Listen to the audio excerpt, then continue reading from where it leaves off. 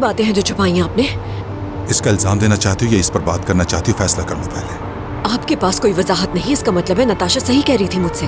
हर बात की वजाहत मौजूद है मेरे पास, मगर इस रवैये के साथ मैं किसी बात की वजाहत नहीं दे सकूंगा। तो क्या रवैया रखना चाहिए मुझे?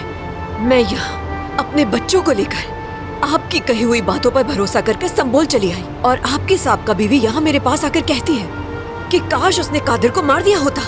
देखिए, मुझे समझ नहीं आ रहा है कि पुलिस ने अभी तक आपको पकड़ा क्यों नहीं है। हाँ, और आप सामान पैक करके इस्तांबुल आने का सोचिएगा भी नहीं, समझ गए?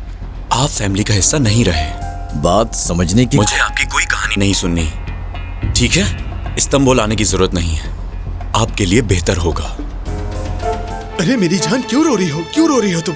देखो, हम इस हाल में भी खुश रहेंगे, हमें किसी की कोई परवाह नहीं है मॉम। बस, ये जो कुछ भी हुआ है तुम्हारी वजह से हुआ है।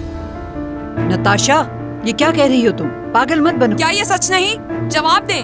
क्या मैंने मुराद की वजह से तलाक नहीं ली? आप तलाक लें अम्मी, आपको अपना मयार नहीं गिराना चाहिए। मेरा यकीन करें, आपके ऐसा करने से बाबा उस औरत को नहीं अपनाएंगे। क्या तुमने मुझसे ये सब नहीं कहा था? बताओ मुझे, क्या हुआ? तुम्हारे बाबा ने तो अपनी प्लानिंग कर ली और हम यहाँ दरबदर हो चुके हैं।